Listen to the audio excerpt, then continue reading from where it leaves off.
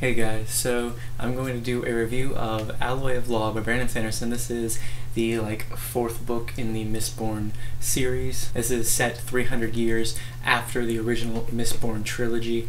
I think it's supposed to be part of a new trilogy, or at least part of a spin-off type of series called Wax and Wane. I know there's a sequel coming out to this book specifically, either at the beginning of next year or the end of this year, called Shadows of Self, also featuring Wax and Wane. But I know there's also a whole bunch of other plans that Brandon Sanderson has for the Mistborn series as a whole, so I know saying this is going to cut everybody out of being able to watch this, but I would advise you not to watch this if you have not read the original Mistborn trilogy. It doesn't technically spoil much of anything, but it might spoil some things about the world of Mistborn that you don't really want to know before you actually read the trilogy, so I would advise you not to watch this if you haven't finished that trilogy. That means that hardly anybody's going to be watching this, but still, I hope some people who have finished the Mistborn trilogy will want to watch this. It'll convince you to pick this up if you have read the original trilogy. I will tell you right away that I did really like it a lot, and I really do definitely recommend it to people who have finished Mistborn, because it is such a great little follow-up novel. While it doesn't go as in depth as the original trilogy, it is definitely really well done, really well written, and I really enjoyed it a lot. So yes, anyway, hopefully now people that haven't read all of those already will have turned off the video, and now I'm just talking to people that have read the Mistborn trilogy.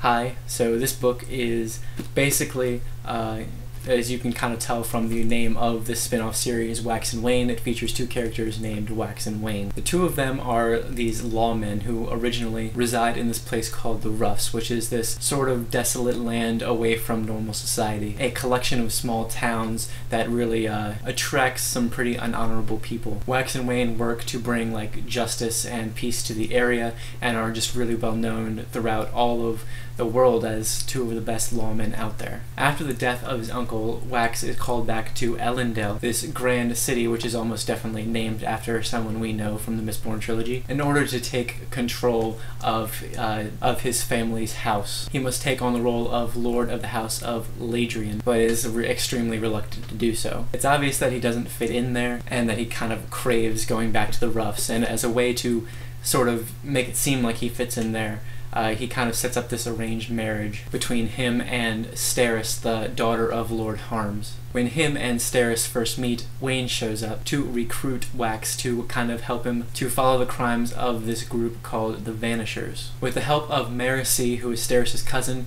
who has studied law, criminal law, and really knows really well the stories surrounding Wax and Wane, they kind of set out to figure out what the Vanishers are doing. This extremely coordinated group of criminals is stealing aluminum, which is worth more than gold in this world, as it can be used against all types of allomancy. It is the only metal not to be affected by allomancy, and they're also kidnapping women from important houses in Elendil. This story kind of introduces the idea of a twin-born, someone with both one allomantic power and one ferochemical power. I assume you know what both of those are if you're watching this, as you should have read the Mistborn trilogy already.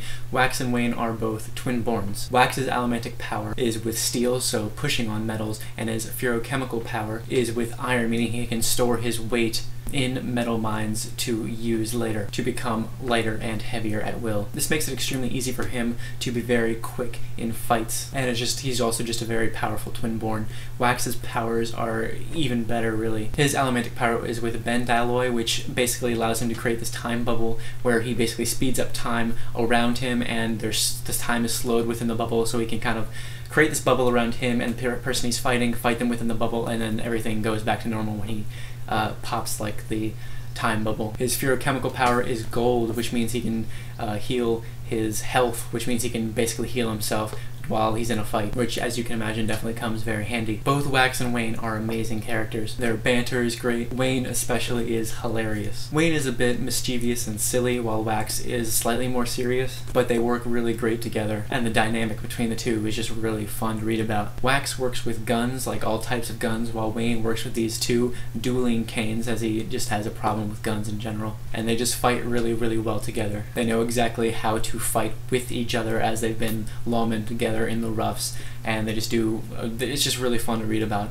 how they work together in like all of the different action sequences that happen. The world of Scadrial, which all of the Mistborn series takes place on, has changed quite a bit since the end of the Mistborn trilogy. There are trains, the beginnings of electricity and motor cars, there are guns, etc., and the world is just heading towards something much more like how our own is now. They're kind of going sort of through this like an industrial revolution type of thing, and it's really, really interesting to see how Allomancy fits into all of that. And it's just becoming more modern, and to see Allomancy in a more modern world is just really fun. I can't wait to see how it goes on in the future. There are a bunch of references to the original trilogy. Most of the trilogy's main characters are a part of both history and religion now. The Church of the Survivor is still doing very well, as well as a religion called Pathism, which basically follows harmony, and we know who that is if you've read the Mistborn trilogy. Overall, this book was just such a fun and really great look into the world after the original trilogy. I really enjoyed it a lot. It's much shorter than the other books,